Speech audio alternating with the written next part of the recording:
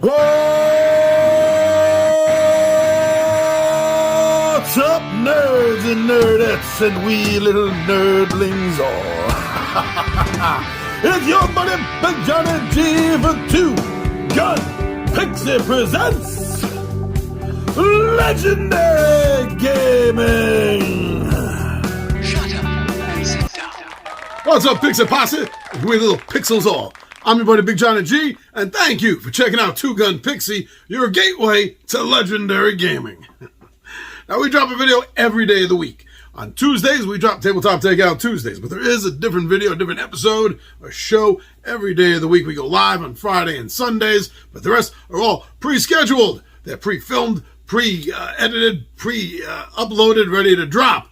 If you want to be a true member of the Pixie Posse, my friends, then please, all you got to do is subscribe to the channel. But you know what? I would also tickle that notify bell just to make sure that you do get alerted every time we drop a video, which is daily, noon, Eastern Standard Time. Now that I got all that out of the way, let's talk about today's episode. So, yeah, we are talking about Heroes of Graxia. This is a card game that I found by accident several years ago at New York Comic Con. It was just an accidental stumble, and I'm glad this happened. Almost like serendipity or synchronicity in a way. And I feel that if you are looking for an interesting deck building, the word I'm looking for, if you're looking for an interesting deck building fantasy card game, then this might be something you want to pay a little bit more attention to. Now, this game is not a dungeon delve you might be expecting for a fantasy game. This is a small box with a big agenda, and that's war, battles between armies, different armies of different creatures, from humans and elves, dwarves, undead creatures. There is a plethora of armies that are all vying for control and for power. And you get to choose one of these to play and have a very specific hero leading them. This is a straightforward, head-to-head, hardcore style battle between two players. It's going to get down and dirty in the combat scene. It's made to be that way. And I think it thrives. That's its real sweet spot, is being such a hardcore battle game between the two players.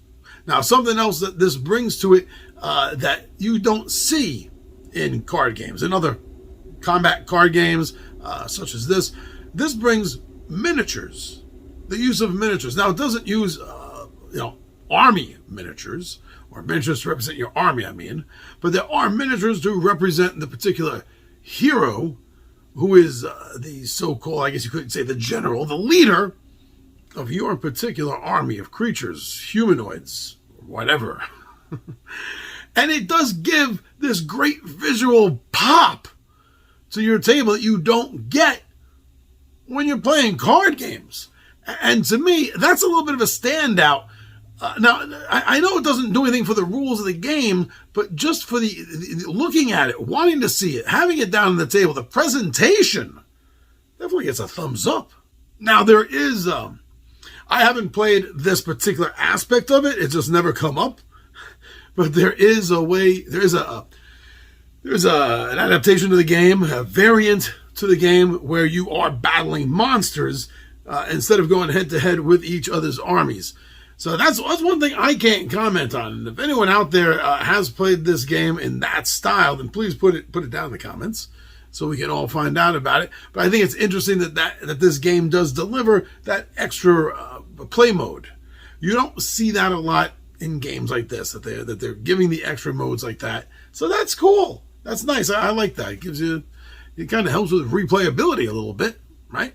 Now, the artwork on the cards is really cool. It's amazing. I love the artwork.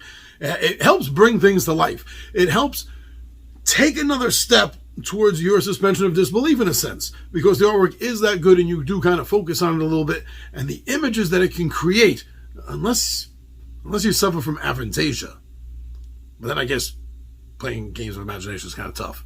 But otherwise, this is really going to boost your imagination. It's going to help create scenes in your mind, theater of the mind, situations that are going to build up in there. That really happens when you're looking at great components and great art. And this definitely falls into that category. I think that the deepness of this game and the challenging and the aspects of it, the strategy, I can get the words out, that a lot of the strategy of this game, although it is a strategic game, it's not overly strategic. What I mean is it's not like a high strategy. This is good for families. Younger kids, I think, will be able to get it enough that they're going to have fun with the family. So this is a good game for younger family members. Help introduce them to fantasy gaming.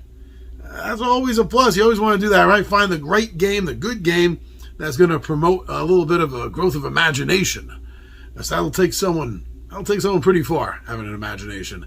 And this game, I think this game is good. It's going to be fun for families. I think it works well for that situation. But I think also people that enjoy army-based strategy games are going to find the simplicity in this card game version of that kind of refreshing. It takes the concept kind of like of a big board battle game and delivers it in a card format with armies and a hero champion.